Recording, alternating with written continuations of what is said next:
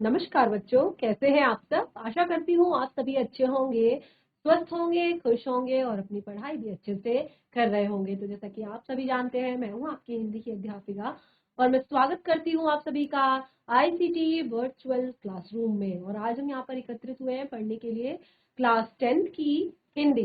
Class 10 की हिंदी में आज हम यहाँ पर पढ़ेंगे हमारी पाठ्य पुस्तिका भाग 2, जिसका नाम है कृतिका। तो कृतिका हम यहाँ पर पढ़ेंगे और उसका फर्स्ट चैप्टर आज हम यहाँ पर लेने वाले हैं और इसमें पहला पाठ हम पढ़ेंगे और जिसका नाम है माता का आंचल। और ये जो पाठ है ये शिव पूजन सहाय जी द्वारा लिखा गया है। ये चैप्टर आपके परीक्षाओं की दृष्टि से बहुत ही ज्यादा महत्वपूर्ण है और आप जब तक इस चैप्टर को पूरा का पूरा अच्छे से रीड नहीं कर लेते, पूरा का पूरा चैप्टर अच्छे से नहीं पढ़ लेते, तब तक आपको ये चैप्टर समझ आने वाला नहीं है। तो देखिए यहाँ पर हम चैप्टर को रीड करेंगे उसके लिए, क्योंकि आप देखेंगे लास्ट अगर 4-5 इयर्स के सैंपल पेपर अगर आप उठाकर देखेंगे तो उसमें आपको दिखाई देगा कि इस पाठ से आपको पठित गद्यांश के साथ साथ 2-3 प्रश्न भी हमेशा आए हुए हैं। तो चैप्टर, क्योंकि आपकी दूसरी बुक का फर्स्ट चैप्टर है तो बहुत ही ज्यादा महत्वपूर्ण है, इसको ध्यान पूर्वक सुने और साथ ही साथ समझने का प्रयास भी करें। चलिए शुरू करते हैं शिव पूजन सहाय जी द्वारा लिखा गया पाठ माता का आंचल। तो देखिए यहाँ पे शुरुआत में ही कुछ जुमले, कुछ पंक्तियां लिखी गई है और ये जो पाठ है ये आपको पूरे अपने बचपन की याद जरूर दिलाएगा। क्लास 10th में अभी आप हैं, बहुत ज्यादा बड़े नहीं हुए हैं, लेकिन क्लास 10th तक आते आते थोड़ा बहुत हमारे ऊपर पढ़ाई का प्रेशर होता है, थोड़ा सा बोझ आ जाता है पढ़ाई का और हम उस तरीके से नहीं खेल पाते जिस तरह से यहाँ पर आपको भोलानाथ खेलते हुए दिखाई देगा। तो ये जो आपका पाठ है ये बहुत ही ज्यादा इंटरेस्टिंग है और आपको आपके बचपन की याद दिलाएगा। और क्योंकि मैंने आपको बताया चैप्टर परीक्षाओं की दृष्टि से महत्वपूर्ण है तो एक एक पंक्ति यहाँ पर महत्वपूर्ण है। केवल और केवल चैप्टर रीड करने से ही आपको सारे प्रश्नों के उत्तर क्लियर हो जाएंगे और जितने भी मैंने आपको बताया कि जो भी आपका पठित गद्यांश एग्जाम में आता है वो भी क्लियर हो जाएगा, लेकिन अच्छे से आपको चैप्टर को पढ़ना है। तो देखिए, जहां लड़कों का संग तहां बाजे मृदंग, जहां लड़कों का संग तहां बाजे मृदंग, जहां बुढ़ों का संग तहां खर्चे का तंग।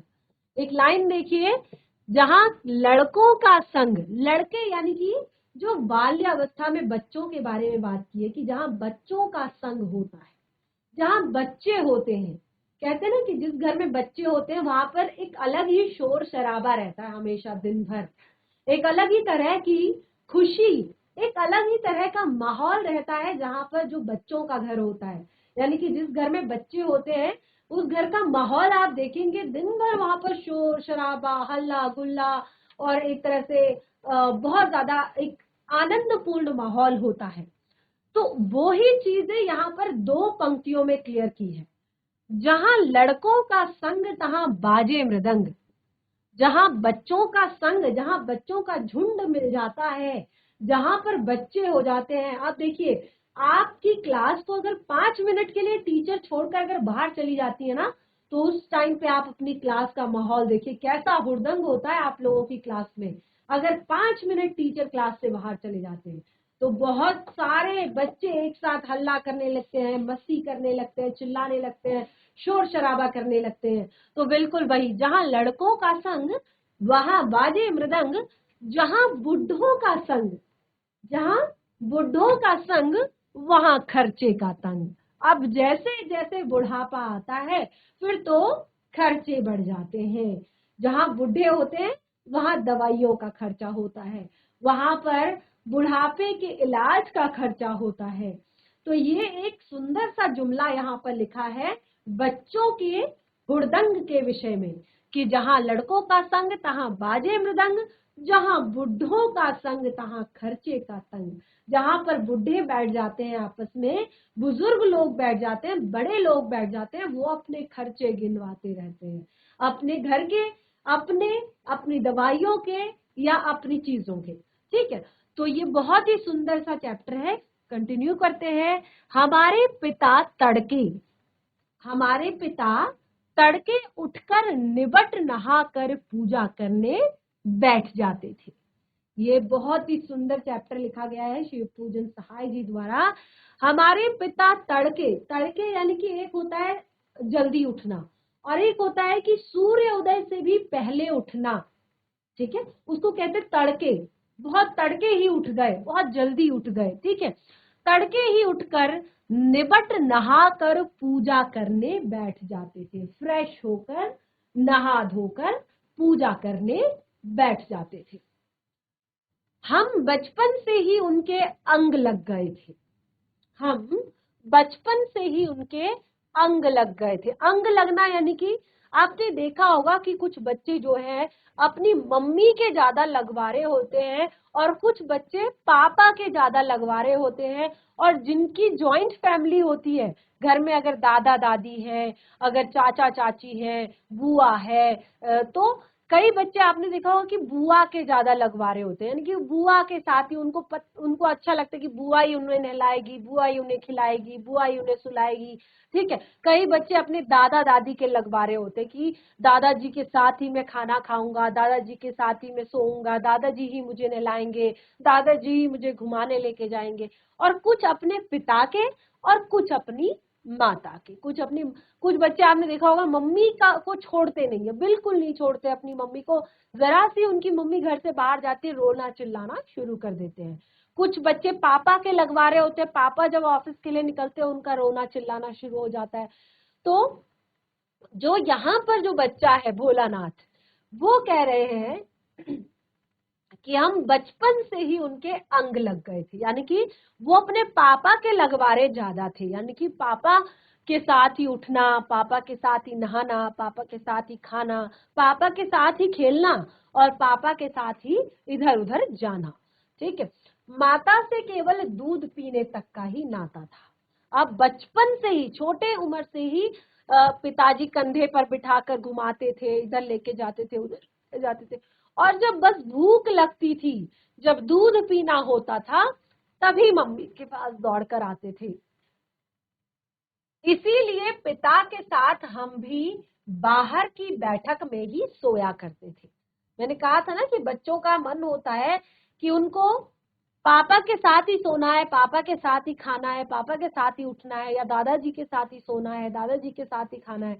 तो कहते हैं इसीलिए हम भी पिताजी के साथ बाहर की बैठक में ही सोया करते थे। वह अपने साथ ही हमें भी उठाते, साथ ही नहला धुलाकर पूजा पर बिठा लेते थे। और पिताजी की भी आदत अच्छी थी, वो बच्चे को साथ ही अपने साथ ही जल्दी सवेरे उठा देते थे, नहलाते थे, धुलाते थे और फिर पूजा में बिठा लेते थे अपने साथ ही। हम विभूत का तिलक लगाने के लिए उनको दिख करने लगते थे। और जब पूजा चल ही रही होती थी, आपने देखा होगा कि बच्चे कितना डिस्टरबेंस करते हैं। पूजा कर रहे हैं अगर, तो कहीं पे पानी का लोटा उठा लेंगे, कहीं पर दिए पे हाथ लगा देंगे, कहीं पे फूल उठा लेंगे, कहीं से प्रसाद उठा लेंगे। तो वो कहते थे कि जब हमारे पिताजी ध्यान लगाकर पूजा कर रहे होते थे, तो हम उन्हें विभूत का टीका लगाने के लिए दिख कर दिया करते थे, परेशान कर दिया करते थे। और कुछ हंसकर, कुछ झुंझलाकर, कुछ डांट कर।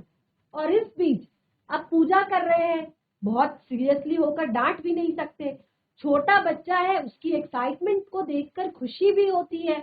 तो कुछ हंसकर, थोड़ा सा झुंझलाकर और कुछ डांट कर, मत करो। वह हमारे चौड़े लिलार, लिलार अर्थात ये जो हमारा ललाट है, ठीक है, हमारे चौड़े लिलार पर त्रिपुंड कर देते थे। त्रिपुंड यानी कि इन 3 उंगलियों से इस तरह से तिलक लगा देना। तो वो कहते कि वो हमारे चौड़े ललाट पर त्रिपुंड कर देते थे। हमारे लिलार पर विभूत खूब खिलती थी। छोटे बच्चे, आपने देखा होगा छोटे बच्चों को अगर टीका लगा दिया जाए, और खास तौर पर अगर इस तरह का टीका लगा दिया जाए, तो बड़े ही क्यूट, बड़े ही सुंदर लगते हैं। तो यहाँ पर वो कहते हैं कि हमारे ललाट पर वो बबूत जो है बहुत खिलती थी, बहुत अच्छी लगती थी। सिर में लंबी लंबी जटाएं थी। देखिए छोटा जो बच्चा होता है, 3 से 4 साल का जो छोटा बच्चा होता है, पहले के टाइम में क्या होता था कि एक ही टाइम उसके बाल कटवाए जाते थे, यानी कि जो मुंडन होता था, जो यज्ञोपवीत संस्कार होता था, उसी टाइम पे उसके वो जो असली के बाल है, जो रियल के, जो बचपन के बाल है, वो निकाले जाते थे। और फिर तब तक जो है बच्चे के बाल लंबे ही रहते थे। और वो अक्सर कैसे होते थे, क्योंकि वो छोटे बच्चों के बाल है, कई बार बाल घुंघराले होते थे और कई बार बच्चों के बालों में बड़े बड़े जट्टे हो जाते थे, जटाएं हो जाती थी। तो इस तरह से वो कहते कि हमारे लंबी लंबी जटाएं थी और बभूत रमाने से तो हम खासे बम्बोला बन जाते थे। तो वो कहते हैं कि ऊपर से इतना बड़ा ललाट पर बभूत लगाया हुआ है, सर में घुंघराले बाल हैं, उनपे जटें बंधी हुई है, जटाएं बंधी हुई है, और वो कहते हैं कि हमारा जो रूप है वो साक्षात भोला जैसा लगता, बम भोले जैसा लगता। और पिताजी हमें बड़े प्यार से भोलानाथ कहकर पुकारते थे। और पिताजी ने उनके इसी रूप को देखकर, इसी सुंदर रूप को देखकर उनका नाम भोलानाथ रख दिया था। पर वो कहते हैं, पर असल में हमारा नाम तो तारकेश्वर नाथ था, तारकेश्वर नाथ था। वो कहते हैं असल में जो हमारा नाम था वो तारकेश्वर नाथ था, लेकिन हमारे पिताजी हमारी इस तरह की वेशभूषा देखकर हमें भोलेनाथ कहकर पुकारते थे। हम भी उनको बाबूजी कहकर पुकारा करते थे और माता को मैया कहकर। तो कहते हैं कि हम भी उनको बाबूजी कहकर पुकारा करते थे और माता को मैया कहकर पुकारा करते थे। बाबूजी रामायण का पाठ करते तो हम उनके बगल में बैठे बैठे आईने में अपना मुंह निहारा करते। तो यहाँ पर कहते हैं कि जब हमारे बापूजी पूजा करने के बाद जब रामायण का पाठ करते थे तो हम शीशा उठाकर, जन की जो पूजा के स्थान पर शीशा रखा रहता है ना तिलक करने के लिए, उस शीशे को उठाकर बार बार उसमें अपना मुख देखते रहते थे, खुश होते रहते थे, प्रसन्न होते रहते थे कि हम कैसे लग रहे हैं। छोटे बच्चों को आपने देखा होगा ना, कितनी ज्यादा एक्साइटमेंट होती है शीशे के सामने जाने की। वो शीशे के सामने जाते हैं, अपने आप को देखते हैं, अपने आप की जो हरकतें होती है उन्हें देखते हैं और खुद ब खुद खुश होते रहते हैं। और वो कहते हैं कि जब हमारी ओर देखते तो कुछ लजाकर मुस्कुराकर आईना नीचे रखते थे और वह भी मुस्कुरा पड़ते थे। और वो कहते जैसे हमारे पिताजी की नजर हम पर पड़ती थी तो हम शर्मा कर, मुस्कुरा कर शीशा नीचे रख देते थे और वो भी मुस्कुरा जाते थे इस बात पर। पूजा पाठ कर चुकने के बाद वह राम नाम लिखने लगते। पूजा पाठ करने के बाद वो राम नाम लिखने लगते, यानी कि एक कागज लेकर उस पर राम नाम लिखने लगते थे। एक बार राम नामा बही पर हजारों राम नाम लिखकर वह उसे पाठ करने की पोथी के साथ रखकर रख देते थे। जो रामनामा बही था, रामनामा बही कहा था, आपने देखा होगा कई लोग जो है इस तरह से, देखिए सबका जो भगवान का पूजा करने का, भगवान की पूजा करने का, भगवान के प्रति अपनी श्रद्धा को दिखाने का तरीका जो है अलग अलग होता है। कुछ लोग भजन करते हैं, कुछ लोग कीर्तन करते हैं, कुछ लोग पाठ करते हैं, कुछ लोग मंदिर जाते हैं, कुछ लोग जल चढ़ाते हैं, और कुछ लोग होते हैं जो एक नोटबुक बनाते हैं, एक पोथी बनाते हैं, एक बही बनाते हैं, चाहे वो राम नाम की बही हो, चाहे वो गायत्री की बही हो, यानी कि गायत्री मंत्र लिखा जाता है उस पर। तो इस तरह से वो उसको बनाते थे, हजारों राम नाम लिखकर, राम राम राम राम उतना बार। क्योंकि देखिए कई कुछ लोग होते हैं माला जपते हैं और कुछ लोग जो है इस तरह से लिखते हैं। तो हजारों राम नाम लिखकर वह उसे पाठ करने की पोथी के साथ बांधकर रख देते थे। जो पाठ की पोथी है रामायण की, उस पोथी के साथ रख देते थे। फिर जो है, अब देखिए जब आप खुद से चैप्टर को पढ़ेंगे आप देखेंगे यहाँ पर नीचे जो है, जो आपको ऊपर कठिन शब्द दिखाई दे रहे हैं उन सभी के अर्थ यहाँ पर दिए गए हैं। तो अगर आपको टफ लगते हैं वो प्रश्न, वो शब्द, तो उनके अर्थ आप यहाँ पर देख सकते हैं। तो देखिए कुछ इस तरह का रिश्ता था भोलानाथ और उनके पिताजी का आपस में अभी आप देखेंगे काफी अच्छी बॉन्डिंग और काफी सारी चीजें यहाँ पर भोलानाथ ने बताई है अपने और अपने पिताजी के बारे में, अपने जीवन के बारे में। तो वो कहते हैं फिर 500 बार कागज के छोटे छोटे टुकड़ों पर, देखिए इतना सारा चीजें करने के बाद 500 बार कागज के छोटे छोटे टुकड़ों पर राम नाम लिखकर आटे की गोलियों में लपेटते और उन गोलियों को लेकर गंगा जी की ओर चल पड़ते थे। 500 बार छोटे छोटे कागज के टुकड़ों पर राम नाम लिखते और उन्हें आटे की गोलियों में बंद करके गंगा जी की तरफ चल देते थे। उस समय हम भी उनके कंधे पर विराजमान रहते थे। आप दृश्य देख सकते हैं, कितना सुंदर ये दृश्य है कि एक टाइम ही था, आजकल मुझे लगता है ना तो किसी भी पिताजी के पास इतना समय है और ना ही किसी बच्चे का बॉन्ड अपने पिताजी के साथ ऐसा है, क्योंकि काफी ज्यादा जो है समय चेंज हो गया है, चीजें बदल गई है, जीवन में व्यस्तता बहुत ज्यादा आ गई है। आजकल आप देखेंगे घर में बच्चा अलग फोन में बिजी है, पिताजी अलग फोन में बिजी हैं और बच्चे के पास खेलने के लिए वीडियो गेम्स हैं, बहुत सारे मोबाइल फोन हैं, अलग अलग तरह के गेम्स हैं। यानी कि एक तरह से जो आउटडोर गेम्स हैं या जो फैमिली के साथ एक बॉन्ड है, जो एक कनेक्शन है, वो कहीं ज्यादा मुझे लगता है कि लोगों का बहुत कम हो गया है आज के समय में। लेकिन आप इमेजिन करेंगे कि ये बॉन्ड कितना अच्छा रहा होगा, ये समय कितना अच्छा रहा होगा कि वो पिताजी के साथ कंधे पर बैठकर गंगा के तट पर जाया करते थे। तो वो कहते हैं कि जब भी वह गंगा में एक एक आटे की गोलियां फेंककर मछलियों को खिलाने लगते, तब हम उनके कंधे पर बैठे बैठे ही हंसा करते थे। बच्चे को बड़ा मजा आता है जब वो एक आटे की गोली डालते और मछलियां दौड़ दौड़ कर उस आटे के गोले को पकड़ने के लिए आती। तो भोलानाथ जो है वहां पर बैठे बैठे अपने पिताजी के कंधे पर बैठे बैठे बहुत ज्यादा खुश होते थे। जब भी वे मछलियों को चारा देकर घर की ओर लौटने लगते, तब बीच रास्ते में झुके हुए पेड़ों की डालों पर बिठाकर हमें झूला झुलाते थे। तो आज के टाइम में तो जैसे मैंने आपको बताया कि ना तो बच्चे इतने ज्यादा कनेक्टेड हैं अपने माता पिता से और ना ही माता पिता को इतना समय है कि वो बच्चों के साथ इस तरह का टाइम जो है स्पेंड कर सके, इस तरह का टाइम जो है बिता सके।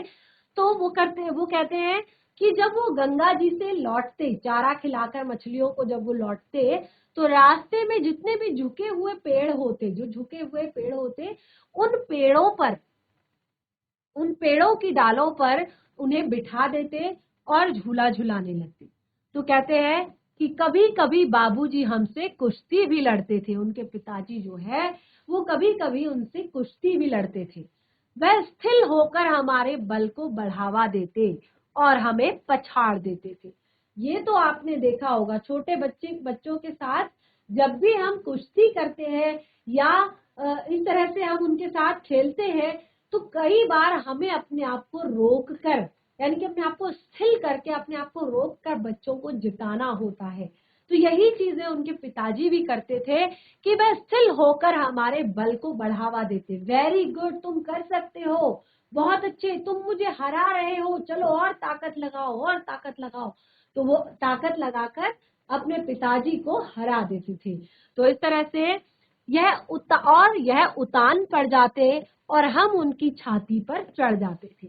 अब वो बिल्कुल इस तरह से दिखाते थे जैसे वो बहुत ज्यादा थक गए हैं और बिल्कुल सीधे लेट जाते थे। और वो कहते हैं कि जब हमारे पिताजी इस तरह से उतान पड़ जाते थे तो हम उनके ऊपर, उनकी छाती पर चढ़कर बैठ जाते थे। जब भी हम उनकी लंबी लंबी मूछें उखाड़ने लगते, ध्यान दीजिएगा इस पाठ में एक प्रश्न है जो आपको आज से 10 साल पहले का जो आपका सैंपल पेपर है, अगर आप उस सैंपल पेपर को देखेंगे उसमें भी ये प्रश्न होगा।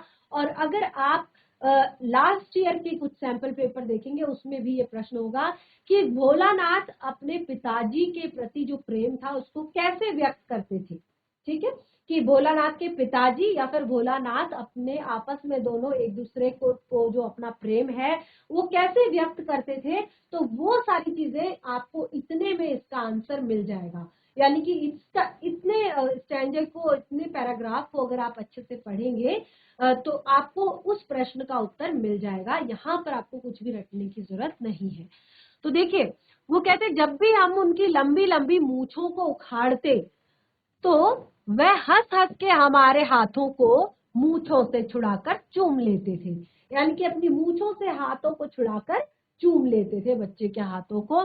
और फिर वो कहते फिर जब भी हमसे वो खट्टा मीठा एक चुम्मा मांगते तब हम बारी बारी करके अपना दाहिना गाल उनके मुंह की ओर फेर देते।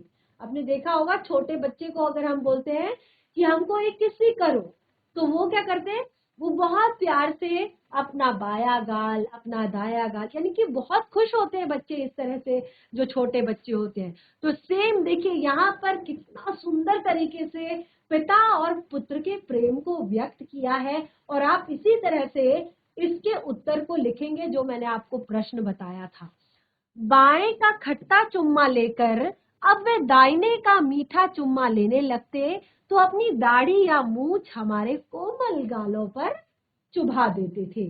तो वो कहते हैं कि इसी बहाने, यानी कि वो अपने बच्चे के साथ खेल रहे हैं। ये पूरा दृश्य है कि पिता और पुत्र का जो एक बहुत ही सुंदर जो बॉन्ड है, एक बहुत ही सुंदर जो रिश्ता है, जिस टाइम पे जो है पिता अपने बच्चे के साथ खेल रहा है।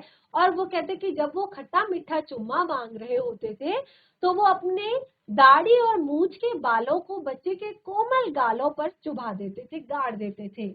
और फिर वो कहते हैं कि हम फिर से झुंझलाकर उनकी मूछें नोचने लगते थे। यानी कि बच्चे को गुस्सा आ जाता है, फिर चिढ़ जाता है बच्चा और फिर से वो अपने पिताजी की मूछों को खींचने लगता है। इस पर भी वह बनावटी रोने लगते। यानी अब वो क्या करते कि तुमने मेरी मूछें खींच दी, ऐसा कहकर वो बनावटी रोना, की जैसे करते हैं ना बच्चों को दिखाने के लिए, बच्चे इससे खुश होते हैं, तो बनावटी रोना रोने लगते और हम अलग खड़े खड़े खिलखिलाकर हंसने लग जाते। और वो कहते हैं कि जब अपने पिताजी को इस तरह से रोता देखते तो हम अलग खड़े होकर खिलखिलाकर हंस पड़ते थे। इस तरह से वो कहते हैं कि साथ हंसते हंसते जब हम उनके साथ घर आते तो उनके साथ ही हम भी चौके पर खाने के लिए बैठ जाते और इस तरह खेलते कूदते और मस्ती करते हुए जब वो घर आ जाते तो उस टाइम पे वो कहते हैं कि जिस तरह से मेरे पिताजी बैठते थे बिल्कुल उसी तरह से वह भी चौके पर बैठ जाते थे। वह हमें अपने हाथ से फूल के एक एक कटोरे में गौरस और भात सान कर, ध्यान दीजिएगा बहुत सारे ऐसे शब्द हैं जो बहुत ही कॉमन है लेकिन आपको टफ लगेंगे। तो यहाँ पर क्या कहा कि वो हमें अपने हाथ से फूल के कटोरे में, अब देखिए बच्चों की जो कटोरियां होती है, बच्चों के जो बर्तन होते हैं ना, वो भी स्पेशल होते हैं कि उनको इसी प्लेट में खाना है, इसी फूल वाली प्लेट में खाना है, इसी ग्लास में पानी पीना है, इसी ग्लास में दूध पीना है। तो बच्चों के बर्तन भी स्पेशल होते हैं, उनको वही पसंद आते हैं, कुछ डिजाइन वाले बर्तन या फूल वाले बर्तन या कोई भी हाथी वाला ग्लास या इस तरह के बर्तन बच्चों को पसंद होते हैं।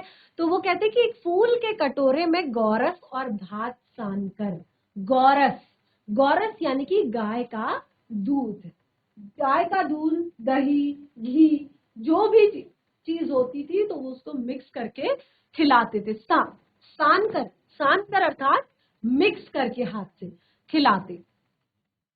और जब खाकर हम अफर जाते यानी कि गुस्सा हो जाते, जब हम खाकर अफर जाते तब मैया थोड़ा और खिलाने के लिए हट करती थी। यानी कि बच्चों की आदत होती है ना, 2-4 बाइट खाते हैं और उसके बाद फिर वो उनका पेट भर जाता है, फिर वो दौड़ने कूदने लगते हैं। एक जगह पर बैठकर बच्चे कभी भी खाना नहीं खाते। अब देखिए अभी तक आपने जितना चैप्टर पढ़ा है ये बिल्कुल आपको लग रहा होगा या तो आपसे रिलेटेड है या फिर आपके छोटे भाई बहनों से रिलेटेड है, या फिर आप अभी भी देख रहे होंगे कि कुछ बच्चे जो इससे छोटे हैं उनको आप देख पा रहे होंगे, तो वो इसी तरह का बिहेव करते हैं, इसी तरह का व्यवहार करते हैं। तो ये बहुत ही एक बचपन का जो समय है ये बहुत ही मजेदार होता है, बहुत ही ज्यादा आनंददायक होता है। इस टाइम पे कोई भी प्रेशर, कोई भी टेंशन, कोई भी दुख, कोई भी परेशानी हमें नहीं छू सकती है। तो बच्चा थोड़ा सा खाना खाकर जो है उसको क्योंकि बच्चे का पेट थोड़ा सा में भी भर जाता है, क्योंकि माँ तो माँ होती है, माँ को लगता है कि नहीं बच्चे का पेट अभी भरा नहीं है, बच्चा अभी थोड़ी देर में फिर से रोने लगेगा, बच्चा अभी फिर से थोड़ी देर में भूख भूख करने लगेगा। तो इसीलिए माँ चाहती कि वो थोड़ा सा उसे और खिला दे, क्योंकि वो दौड़ता कूदता रहता है तो वो जल्दी से उसका खाना डाइजेस्ट हो जाता है। तो माँ जो है जब बच्चा 2-4 बाइट खाकर अब नहीं खाना है गुस्सा हो जाता, तो माँ थोड़ा और खाने खिलाने के लिए हट करती थी और बाबूजी से कहने लगती कि आप तो 4-4 दाने के कौर मुंह में डाल देते जाते हैं। इससे थोड़ी वो खाने पर भी समझ लेता है कि उसने बहुत खा लिया है। आपको खिलाने का ढंग नहीं जानते, बच्चे को तो भरमू कौर खिलाना चाहिए। क्योंकि मैंने बोला ना, माँ तो माँ होती है, माँ को लगता है कि मेरा बच्चा जो है कम खा रहा है। वो कहती है अपने पति से कि आप तो थोड़े थोड़े 2-4 दानों का कौर बच्चे को खिला रहे हैं, इससे थोड़ी उसका पेट भरेगा, बच्चे को भर भर के कौर खिलाना चाहिए।